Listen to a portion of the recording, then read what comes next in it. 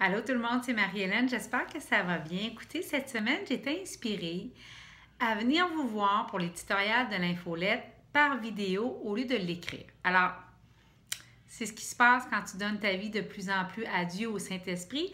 Ben, tu fais ce qui t'est demandé, puis tu sais que quand tout est fait, il dit ta volonté est celle de Dieu. Alors, d'ailleurs, on dit dans le cours en miracle que l'idée la plus folle qu'on puisse avoir, c'est de penser que notre volonté ne serait pas favorable ou alignée ou merveilleuse si elle était celle de Dieu aussi. Alors, souvent, on résiste à ça pour une raison inconnue. Aujourd'hui, dans l'éditorial de l'infolette, je voulais vous parler de la question peut-être que j'ai le plus reçue au cours de mes 8 années en coaching. Et comme coach d'affaires, c'est la question suivante: quelle est ma mission de vie?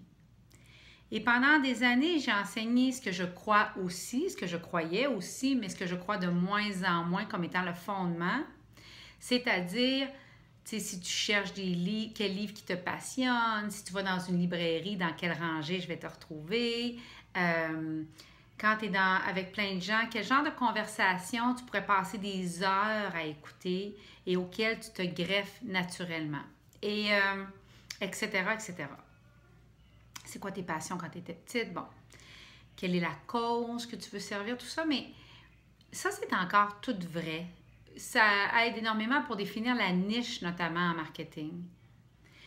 Mais ce que je me suis vraiment rendu compte encore plus dans la dernière année que jamais auparavant et que je voulais vous transmettre aujourd'hui parce que je pense que ça peut vous sauver des années en fait, c'est que votre mission, c'est d'être, en fait, votre nature, c'est d'être lumière. Et d'être lumière, ça veut dire d'être conscience et d'être joie. C'est ça que ça veut dire. D'être les yeux derrière les yeux, les oreilles derrière les oreilles. Quand il se passe quelque chose, de tenir cet espace-là qui n'entre pas dans les illusions de ce monde ou dans le drame qui est en train de se dérouler devant vous. Et votre fonction, on dit dans le cours en miracle que tous les jours devraient être dédiés à faire des miracles. Qu'est-ce que ça veut dire? Ça veut dire que vous devriez pardonner, vous pardonner constamment. Les fois où vous avez acheté une erreur, que vous êtes rentré dans une illusion, et changer tout de suite votre niveau de conscience. Mais plus précisément, quelle est votre mission? Votre mission devrait être dédiée à tous les jours, à passer un peu de temps avec Dieu et à faire les miracles. C'est pas vous qui faites arriver le miracle, c'est pas vous qui décidez du moment où le miracle arrive. Mais votre fonction, c'est de garder votre énergie claire, d'avoir un esprit prêt pour les miracles et que Dieu puisse vous utiliser pour étendre son amour et ses messages. Donc, alors, moi, j'ai longtemps résisté ça. J'ai longtemps résisté ça parce que je m'attachais à l'autre façon d'enseigner j'ai plein de choses autour de moi, quelle est notre mission de vie. Et je m'attachais à cette façon-là. Et donc, Kaira, qui est très sensible aux énergies, elle est à côté de moi. Elle va peut-être venir faire un petit bonjour. Viens-tu faire un petit bonjour, chouette? Ou tu fies? Et voilà. Donc, Kaira, elle sent les énergies, elle sent les auras et elle vient nous voir pour le beau ou comme si on est fâché ou si elle vient nous voir. Petite belle fille. Et donc, ce que j'allais dire, c'est que... alors, j'ai longtemps résisté à ça, moi, parce que je me suis dit... Non, la mission de vie, là, c'est mes passions, c'est ce que je veux faire, c'est ce que moi, je veux faire dans la vie. Or, on dit dans la Bible, cherchez le royaume et le reste vous sera donné de surcroît. Qu'est-ce qu'on veut dire? On veut dire que la vie est beaucoup plus simple qu'on pense et ta mission, elle est déjà tout encodée à l'intérieur de toi. Elle est déjà connue par Dieu. Dieu sait très bien où tu te trouves, qu'est-ce que tu cherches, c'est quoi ton plan, puis à quoi tu es destiné, puis dans quoi tu vas œuvrer, hein, quel va être ton ministère sur terre. Donc, c'est pour ça qu'on dit en spiritualité, si tu cherches les réponses, tu ne les trouveras pas. Mais si tu cherches Dieu, les réponses vont te trouver. Donc, moi, ce que je voulais vous communiquer dans l'éditorial de cette infolette, qui était tellement important pour moi, surtout en cette période de l'année, c'est commencer, et pour la nouvelle année, à mettre dans votre horaire de chercher Dieu. de passer plus de temps avec Dieu tel que vous le concevez, vous. Et vous allez vous apercevoir que par le fait même, votre mission va davantage vous trouver et vous trouver plus rapidement. Parce que vous allez vous ancrer dans votre première mission, qui est de devenir encore plus lumière et qui est de passer vos journées à faire des miracles. Donc, notamment par le pardon, qui est la technologie derrière, mais ça, ce sera une autre vidéo. Et donc,